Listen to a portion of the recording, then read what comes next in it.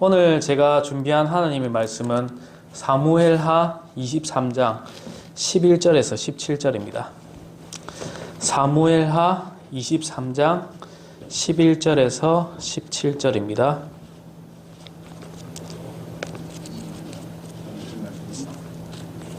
네, 다 같이 일어나셔서 한 절씩 교독하도록 하겠습니다. 잠시만요. 이게 뭐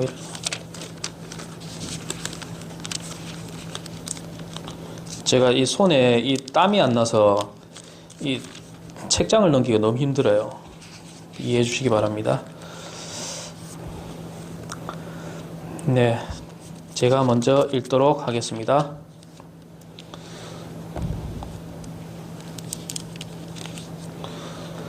그 다음은 하랄 사람 아게의 아들 삼마더라. 블레셋 사람들이 때를 지어 팥이 무성한 땅에 함께 모임에 백성이 블레셋 사람들로부터 도망하였으나 그는 그 땅 한가운데에 서서 그 땅을 보호하고 블레셋 사람들을 지었더라.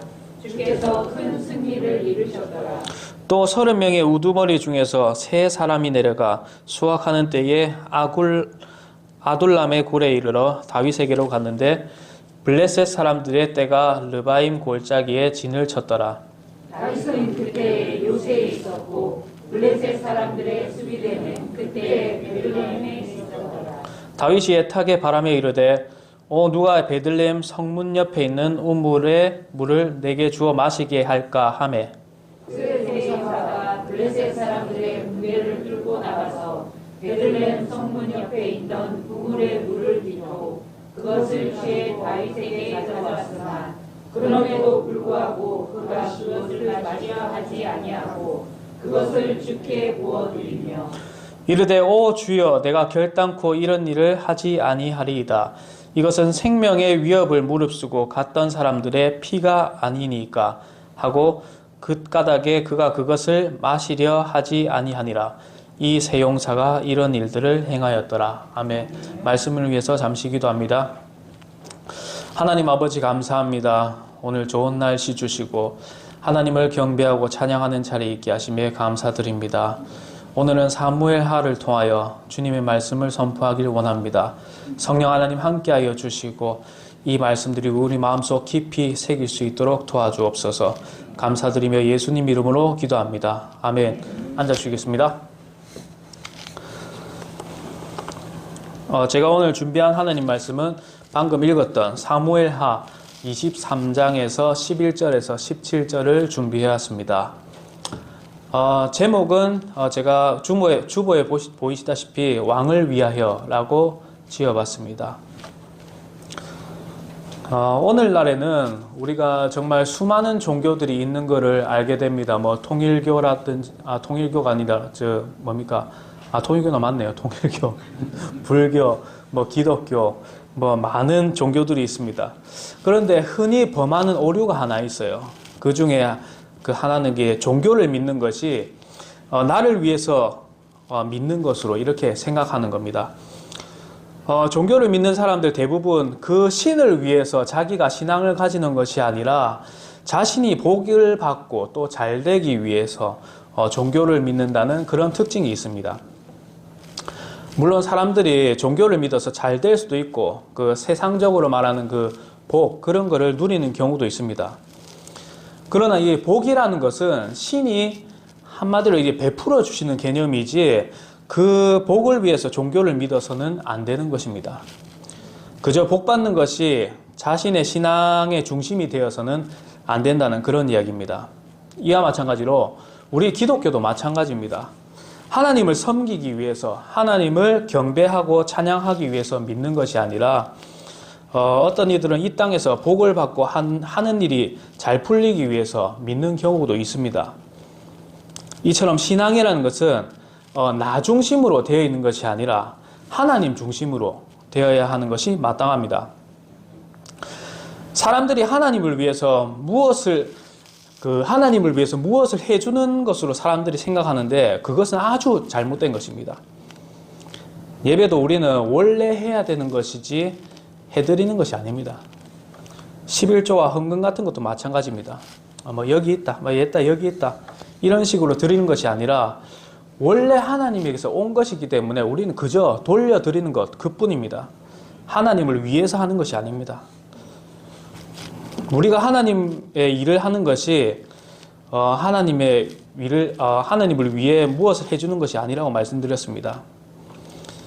하나님을 위해서 하는 일은 하나님께서 원하시는 것이고 그 일은 당연히 우리가 해야 되는 것입니다. 명령이니까요.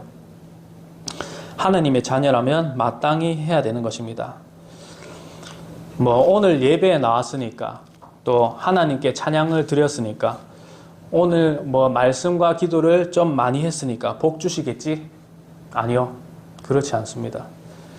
그런 것은 당연히 해야 되는 것이고 오히려 그 반대로 지금 상황보다 더 나빠질 수도 있습니다. 복을 바라며 신앙생활을 하는 사람은 이렇게 될 수도 있다는 것입니다. 그러나 당연히 해야 되는 것을 신실하게 하는 사람이라면 당연히 복을 주시는 하나님이십니다. 하나님께서는 우리가 특히 전지전능한 분이라는 것을 우리가 알 수 있습니다. 이 세상의 어떤 것을 통해서라도 일하시는 하나님입니다. 성경에 뭐라고 나와 있습니까? 돌멩이 하나로도 일을 할 수가 있고 또 하나님의 천사를 시켜서 내려보내서 모든 것을 이루실 수 있는 하나님이십니다. 그러나 하나님께서는 우리 사람들을 통하여서 일을 하고자 하십니다. 우리 인간들을 통해서 일을 이루시고 또 인간을 통해서 영광 받으시길 원하시는 것입니다. 그래서 하나님께서는 후손들이 번성하고 충만하기를 원하셨던 것입니다. 창세기 1장 27절에서 28절에는 하나님께서 하나님 자신의 형상대로 사람을 창조하셨다라는 말씀이 있습니다. 창조하시면서 남자와 여자를 창조하시고 그들에게 복을 주시면서 뭐라고 하셨죠? 다산하고 번성하라.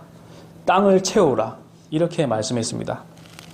또 이후에 또 창세기 9장 1절에서 그 이전 사람들은 홍수로 이때 다 멸망해 버렸지만 또 하나님께서는 또 아담에게 말한 것 같이 또 그 다음 세대에게 다산하고 번성하여 땅을 채우라 라고 똑같은 말씀을 하십니다.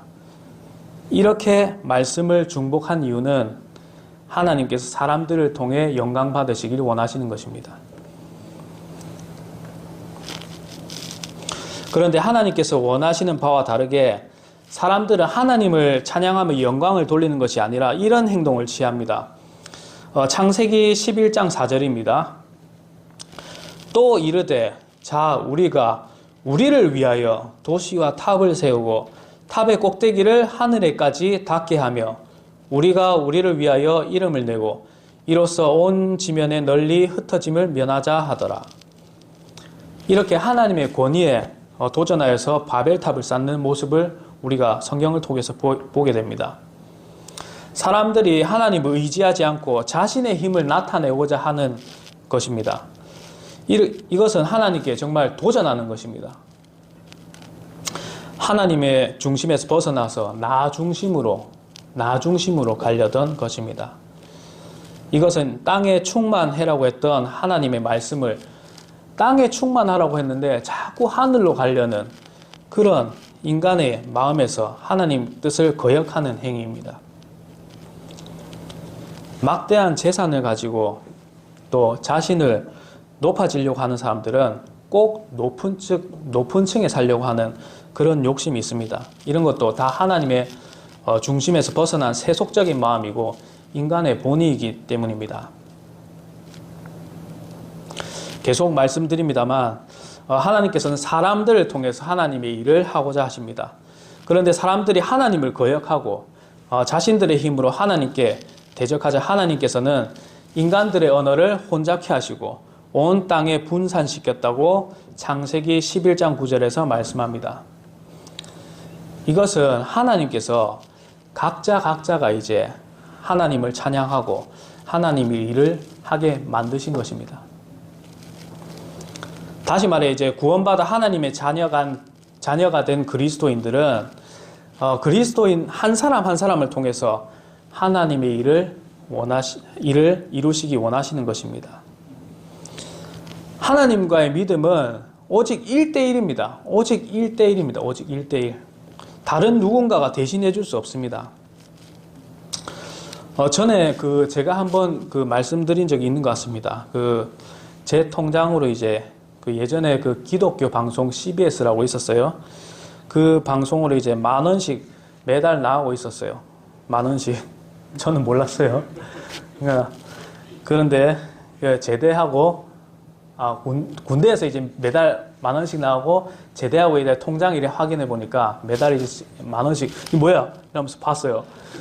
10,000원씩 나오고 있었어요. 그게 알고 보니까 이제 저희 어머니가 제 통장에 신청해 갖고 이제 10,000원씩 빠져나가게 그렇게 만든 것이었습니다. 지금은 잘못된 줄 알고 안 합니다만 믿음은 1대1입니다. 내가 내 손으로 내 믿음으로 이거 하는 것이지 누가 대신해주고 부모 자식이 대신해주고 이런 것은 잘못된 것입니다.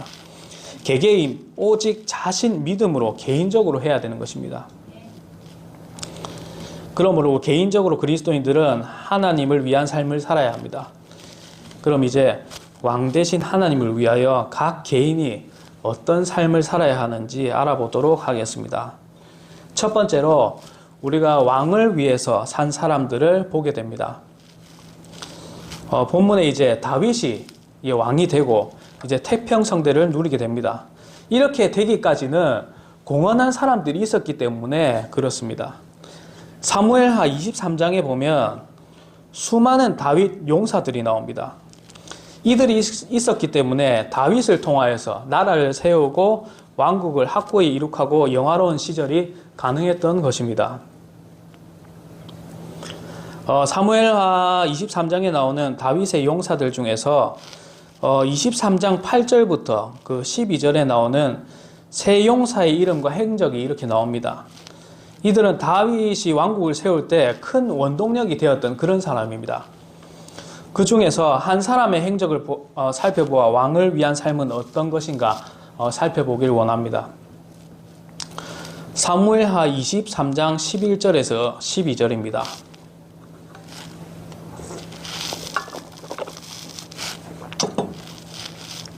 제가 한번 읽어보겠습니다.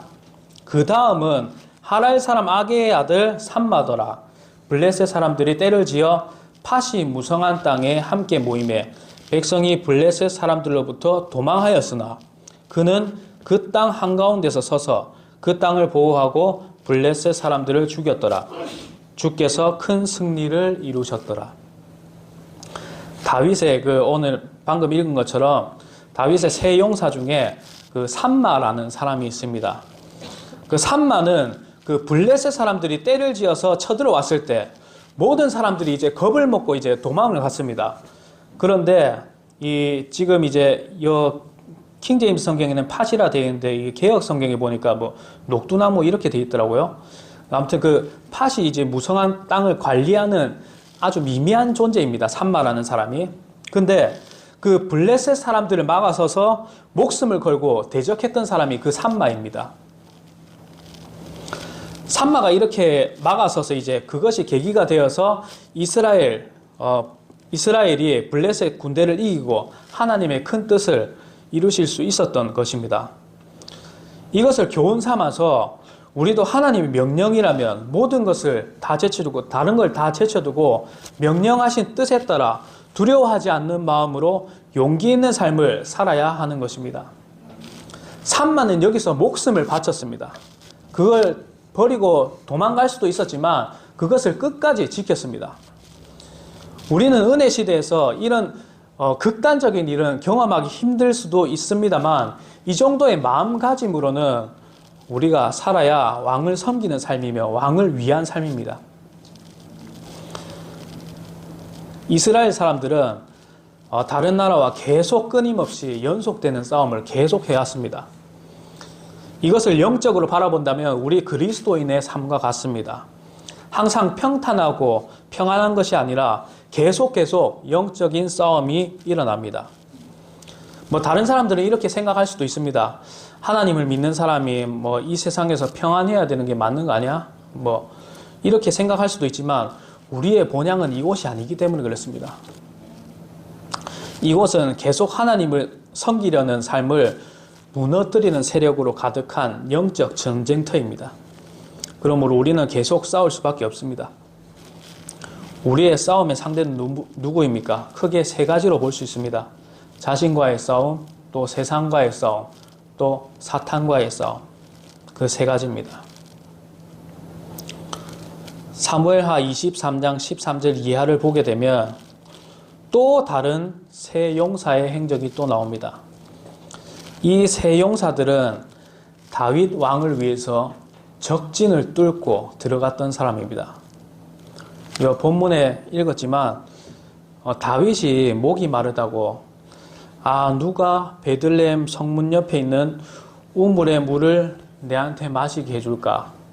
이렇게 애타게 그냥 혼잣말만 했을 뿐인데 그 세 용사들은 흘려듣지 않았습니다. 왕이 원하시는 일이니까 굳이 적진을 뚫고 들어가 우물의 물을 길어왔습니다. 그 물은 사실 특별한 물도 아닙니다. 그냥 일반적인 물이에요. 그냥 평범하게 마시던 그런 물이었습니다. 우리 그 신혼 부부 중에 아이 뵌 아내가 갑자기 어디에서 파는 딸기가 먹고 싶대요, 갑자기. 근데 똑같은 딸기거든요. 근데 꼭 저 약사동에 있는 현대 홈마트의 딸기를 먹고 싶대. 그러면 어떡하죠? 옆에 그 패밀리마트에 가서 먹으면 되는데 왜 굳이 저 먼 데까지 가야 되나 이렇게 생각할 수도 있잖아요. 근데 굳이 현대 홈마트 거기 딸기 거기를 먹어야 된대요. 그러면 남편이 어떡하죠? 가야죠. 전부 다 가보셨을 거라 생각합니다. 예. 와이프를 사랑하는 남편은 뭐 지금처럼 추운 날 어떻게든 사오지 않겠습니까? 제가 혹시 안 그런 적 있나요? 있어요? 그렇다면 용서해 주세요. 제가 사오겠습니다, 저는. 네. 사실 이런 것하고는 뭐 비교도 안 되지만 이 세 용사들은 왕을 위해서 죽을지도 모르는데 그곳에 달려가서 아무것도 아닌 물을 길러 왔습니다. 다른 주위에 물도 많은데 굳이 거기 가서 물을 길러 왔습니다. 이처럼 왕을 위한 일이라면 자진해서 용감하게 달려나가는 것이 우리는 필요합니다. 이 세 용사들처럼 왕을 섬기며 왕의 일을 하고자 하는 자들의 삶의 자세가 어떠해야 하는가 우리는 배워야 할 것입니다. 이들은 목숨까지도 바쳤습니다. 아무것도 아닌 것을 위해서. 저와 여러분들도 이런 각오와 용기가 필요합니다. 두 번째로 왕을 위하여서 일을 하는 자세를 한번 살펴보도록 하겠습니다. 첫 번째, 그 세 용사들은 왕의 소원을 드리고자 결단했던 그런 사람입니다.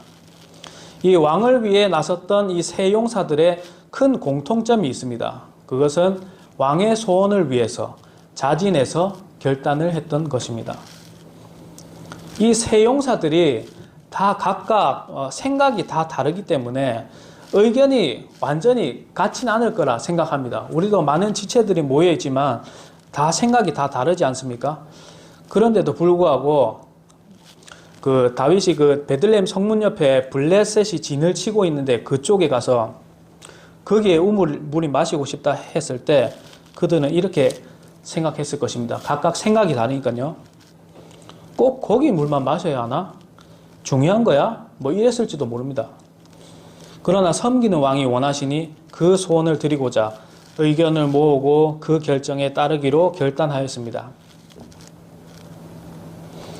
우리가 지금 예배 드리는 것, 또 찬양하는 것, 또 간증하는 것, 또 다른 프로그램을 만드는 것에 대해 그런 생각이 들지도 모릅니다. 꼭 해야 하나? 중요한 건가? 그러나 이것은 왕이신 예수 그리스도께서 원하시는 것입니다. 그런 생각이 들지언정 우리 왕의 소원을 위해 의견을 모아서 결단한 세 용사들처럼 결심하고 결단하여 왕이신 예수님의 마음을 기쁘게 해야 합니다. 우리는 예수님을 따르기로 결정한 사람들입니다. 마음에 결심하고 결단을 개개인이 하셨을 겁니다. 그렇다면 예수님이 원하시는 바를 귀를 기울이고 또 원하시는 바를 이루어 드리는 삶을 살아야 할 것입니다. 우리가 이제 교회를 떠날 수도 없는 것이 이 교회에서 구원을 받았고 이 교회에서 진리의 지식으로 받았기 때문입니다. 그러니 교회 안에 속한 나를 통해서 하나님이 무엇을 이루려 하는지 그 마음을 잘 알고 결단이 있어야 합니다. 나는 주님의 마음을 헤아려 오늘부터 무엇을 하겠습니다. 지금 당장 결단하십시오. 저 새 용사의 결심과 결단을 저도 따르기를 원합니다. 날 대신 구주께 내 생명 모두 바치겠습니다. 결단하십시오. 우리를 사망에서 구원하신 예수 그리스도를 끝까지 따르기로 결정한 것은 지극히 당연한 것입니다. 둘째로 그 새 용사는 마음을 합쳐서 서로가 합력하여서 적진을 돌파했습니다. 새 용사들이 물을 길러가기 위해서는 그 강력한 블레셋 진영을 돌파해야 되기 때문에 엄청난 용기가 필요했을 것입니다. 거기에는 블레셋 군사들이 그냥 서 있는 것이 아니라 병력을 배치한 것이기 때문에 지금 경계태세에 들어간 겁니다. 거기를 뚫고 들어간다는 것은 거의 죽을 가능성이 높은 것입니다. 새 용사들은 거기를 돌파하기 위해서는 합심하였을 것입니다. 합력하지 않고 간다는 것은 더더욱 성공하기 어려운 일이고 합력하지 않았다면 분열돼서 적 앞에서 금세 죽었을 것입니다. 사탄은 틈을 타고 잘 공격을 합니다. 그런데 우리가 합력된 모습을 보이지 않고 떨어져서 분열되어 있다면 사탄의 공격을 불러들이는 거나 마찬가지입니다. 합력하여 선을 이루라는 로마서 8장 28절을 우리가 잘 압니다. 이 말씀을 우리는 잘 기억해야 할 것입니다. 그리스도인들이 합력하지 않고 분열되어 있다면 패배로 하는 길로 갈 수밖에 없습니다. 하나님의 일을 하기 위해서는 합력이 필요합니다. 교회가 부흥하기 위해서는 모든 성도들의 합력이 필요합니다. 아까 세 용사 중에 2명은 합력하고 1명은 합력 안 했으면 그 일은 실패했을 겁니다. 그 어느 누구라도 합력되지 않으면 실패했을 거란 이야기입니다. 교회는 머리 대신 예수님과 지체인 우리들을 하나도 빠짐없이 하나가 되어야 합니다. 그러면 교회의 부흥은 자동적으로 올라오게 되는 것입니다. 셋째로 새 용사는 희생을 각오하는 것을 우리가 봤습니다. 에스더서 말씀을 한번 볼까요? 에스더서 4장 16절입니다. 4장 16절입니다.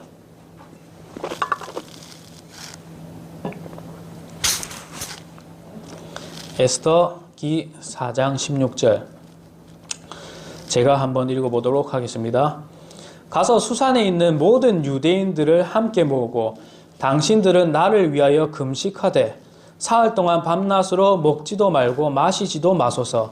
나도 내 시녀들과 함께 그렇게 금식하리이다. 그리고 가서 내가 법대로 하지 아니하고 왕에게 들어가리니 내가 죽으면 죽으리이다 하매. 다윗의 그 세 용사들은 방금 읽은 에스더서의 그 에스더의 말처럼 죽을 각오를 했을 것입니다. 하만이 유대인들을 몰살하려던 그런 엄청난 계획을 하였을 때 에스더의 심정과 같은 것입니다.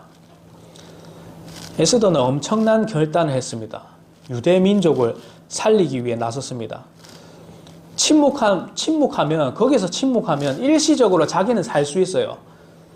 그렇지만 그럼에도 불구하고 자신은 나서서 죽으면 죽으리이다. 그런 각오로 이렇게 나갔습니다. 결단의 기도로 희생을 각오했고 거기에 유대인들은 마음을 합하여서 3일 밤낮을 금식하면서 합심하였습니다. 이와 같이 왕의 소원을 이루기 위해서는 마음을 합해야 합니다. 거기서 나아가 죽으면 죽으리이다. 이런 희생을 각오해야 하는 것입니다. 오늘 본문의 다윗의 용사들은 그 희생, 죽음을 각오했었기 때문에 블레셋 군대들의 진영을 돌파해서 베들레헴 성문 옆 우물까지 갈 수 있었던 것입니다. 그리고 물을 길러 왕의 소원을 이루게 된 것입니다. 우리는 그리스도인이라면 왕이 되시는 예수 그리스도를 위해 일하다가 죽으면 죽으리라 라는 각오가 있어야 합니다. 이런 각오로, 이런 마인드로 해야지만이 왕의 일을 성공적으로 수행할 수 있는 것입니다. 이것이 왕을 섬기는 자세입니다. 마태복음 16장 24절에서 25절입니다. 그때 예수님께서 자기 제자들에게 이르시되 어떤 사람이 나를 따라오려거든 자기를 부인하고 자기 십자가를 지고 나를 따르라. 누구든지 자기 생명을 구원하려 하는 자는 그것을 잃을 것이요 누구든지 나로 인해 자기 생명을 잃으려 하는 자는 그것을 찾으리라. 왕의 일, 주님의 일을 하려면 모든 것을 버리고 주님을 따라야 합니다. 주의 일을 하다가 죽으면 죽으리이다. 이런 각오가 있어야 합니다. 매번 찬송은 주님만 따르겠습니다. 내 생명 모두 바치겠습니다. 라고 부르지만 실상은 그렇지 않을 때가 많습니다. 하지만 그래야 합니다. 자기를 부인하고 온전히 주님을 따라야 합니다. 죽으면 죽으리이다 하고 또 생명을 구원하려 하는 자는 그것을 잃을 것이요 누구든지 자기 생명을 잃으려 하는 자는 그것을 찾으리이다 하면 누구 생각나는 사람 없는가요? 나경태 형제 누구 생각나는 사람 없어요? 없어요? 도현이 형제 생각나는 사람 없어요? 없어요? 배웠을 건데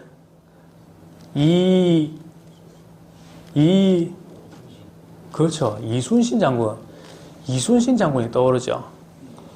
예수님보다 한참 그 뒤에 사람이지만 이순신 장군도 이런 말을 남겼습니다. 이순신 장군도 성경을 봤나요? 필사즉생, 필생즉사. 죽고자 하면 반드시 살고 살고자 하면 반드시 죽는다 라는 것입니다. 이런 각오로 살아갑시다. 하나님의 일을 위해 죽을 각오로 살아간다면 하나님께서 더욱더 지켜주실 줄 믿습니다. 그러면 우리 세 번째로 왕께서는 우리에게 무엇을 해주시는가? 우리가 희생하고 그런 각오로 살아간다면 우리에게 무엇을 해주시는가? 누가복음 18장 28절에서 30절입니다. 그때 베드로가 이르되 보소서 우리가 모든 것을 버리고 주를 따랐나이다 하매 그분께서 그들에게 이르시되 진실로 내가 너희에게 이르노니 하나님의 왕국을 위하여 집이나 부모나 형제나 아내나 자녀를 버리고서 이 현 시대에서 여러 배를 받지 못할 자가 없고 또 오는 세상에서 영존하는 생명을 받지 못할 자가 없느니라 하시니라. 자신의 모든 것을 버리고 왕을 위하여 사는 삶을 산다면 왕은 그 사람을 위해 무엇을 해주시겠습니까? 주님께서는 우리에게 무엇을 어떻게 해주시겠습니까? 에스더처럼 죽으면 죽으리라 하는 각오와 마음가짐으로 산다면 우리는 어떻게 되겠습니까? 예수님께서는 이 현 세대에서는 여러 배를 받는다고 하셨고 앞에 오는 세상에는 영존하는 생명을 받지 못할 자가 없다고 말씀하셨습니다. 그 여러 배를 주신다는 것은 이 땅에서 잘 먹고 잘 살게 해준다는 그런 것이 아니라 결코 손해받는 사람은 안 되게 하시며 모든 것을 공급하신다는 그런 말씀입니다. 그리고 영존하는 생명을 받지 못할 자가 없느니라라고 말씀하신 것은 그만큼 주님을 위해 산 사람이라면 구원받지 않는 사람일 리가 없다는 것을 뜻하기도 합니다. 그런데 방금 읽은 누가복음을 보면서 오해는 하지 마십시오. 하나님을 위해 모든 것을 버린다는 것은 자신의 재산도 다 버리고 전 재산 교회에다 다 바치고 부모나 형제 처와 자식 인연을 완전히 끊어버리라 그런 뜻은 아닙니다. 그런 것보다 하나님의 일을 귀하게 여기고 우선시 되어야 된다 그런 말씀입니다. 우리가 하나님의 일을 하는 것이 세상에서는 손해적인 것처럼 보일 수도 있습니다. 그 세상적으로 생산적인 것이 아니니까 그렇게 보일 수도 있습니다. 그러나 하나님께서는 이것을 더 큰 은혜와 복으로 갚아 주십니다. 우리 빌립보서 한번 보겠습니다. 빌립보서 2장 25절에서 27절입니다.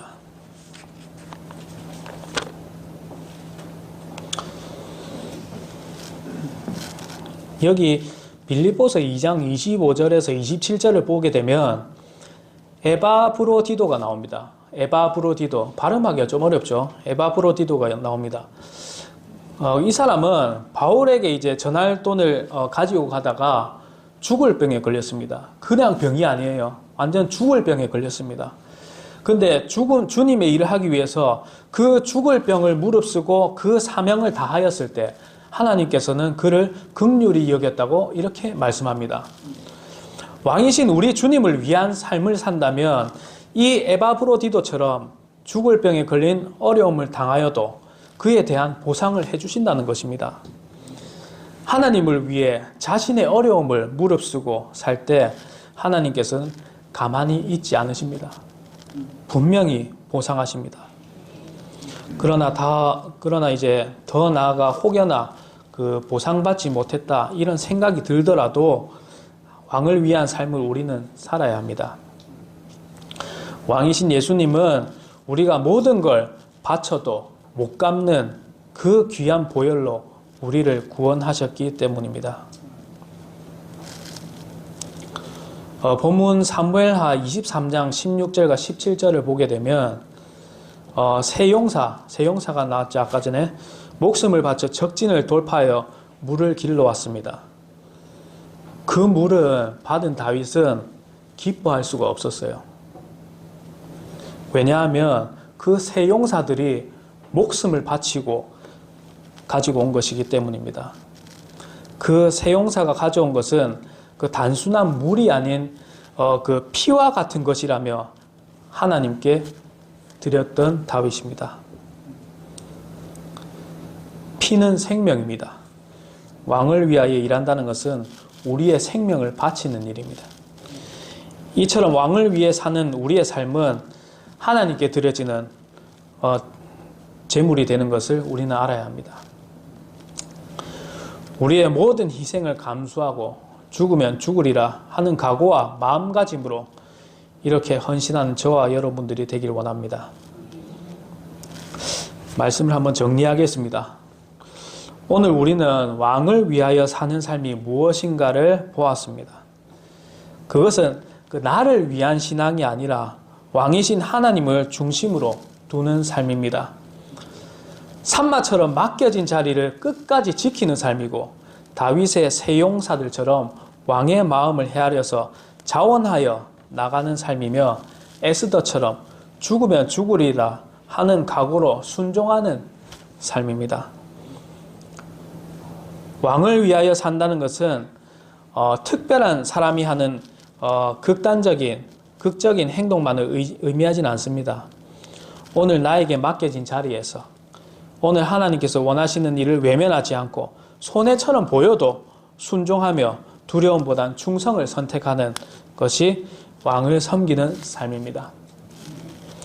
그 삶은 때론 피와 같이 헌신이 될 수도 있지만 세상적으로는 이해받지 못할 수도 있습니다. 그러나 하나님께서는 그것을 가볍게 여기지 않으십니다. 다윗이 용사들이 가져온 물을 마시지 않고 하나님께 부어 드렸듯이 우리가 왕을 위하여 드리는 삶 또한 하나님 앞에 향기로운 제물이 됩니다. 우리는 우리의 생명과 헌신을 바쳐도 갚을 수 없는 은혜를 이미 십자가에서 다 받았습니다. 그러므로 오늘도 내일도 우리는 계산하지 말고 조건 붙이지 말고 왕이신 예수 그리스도를 위해 살기를 결단합시다. 기도하겠습니다.